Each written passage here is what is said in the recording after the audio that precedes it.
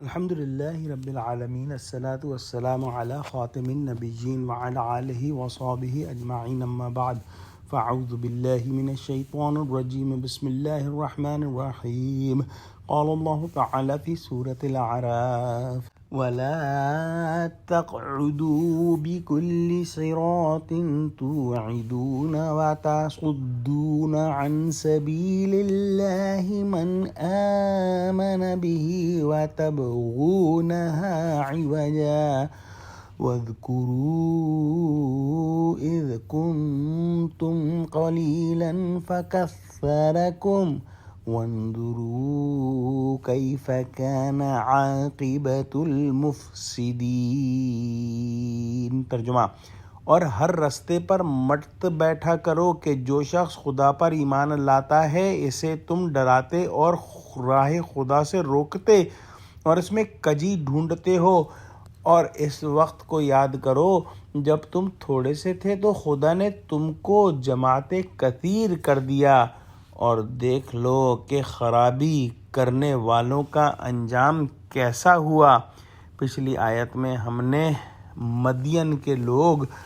اور شعیب علیہ السلام کے بارے میں پڑھا۔ شعیب علیہ السلام کو مدین کے رہنے والوں کی طرف اللہ سبحانہ وتعالی نے رسول بنا کر بھیجا، جنہوں نے توحید کی دعوت دی اور لوگوں کو معاشرتی برائیوں سے روکا۔ اس زمانے میں یہ معاشرتی برائیاں ایجاد ہو گئی تھیں اور لوگوں نے کم تولنا اور ایک دوسرے کا حق مارنا شروع کر دیا تھا،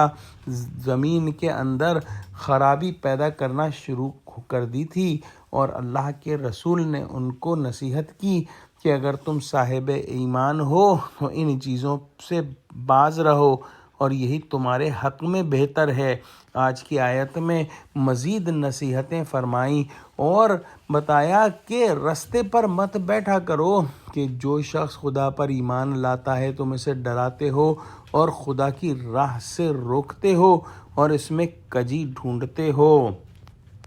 راستوں پر بیٹھنا دو وجہ سے تھا: راہگیروں کو ڈرا دھمکا کر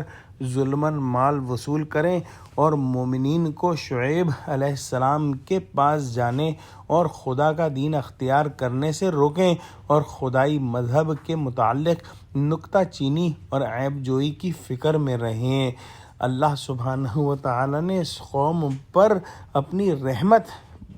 نازل فرمائی تھی، یعنی ان کی تعداد اور دولت دونوں کم تھے۔ اللہ سبحانہ وتعالی نے ان کی تعداد کو بڑھایا اور ان کی دولت کو بھی بڑھایا، مردم شماری بھی بڑھ گئی اور دولت مند بھی ہو گئے۔ خدا کے ان احسانات کا شکر ادا کرنا چاہیے، اور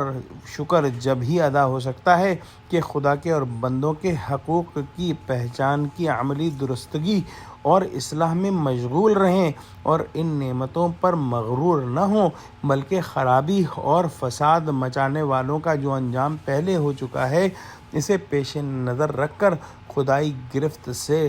ڈرتے رہیں۔ دعا کرتے ہیں کہ اللہ سبحانہ وتعالی ہم کو قرآن کا فہم عطا فرما، ہم کو سچوں سے جوڑے اور ہم کو صراط مستقیم پر قائم فرما دے، آمین۔ وآخر دعوانا الحمد للہ رب العالمین۔ السلام علیکم ورحمۃ اللہ وبرکاتہ۔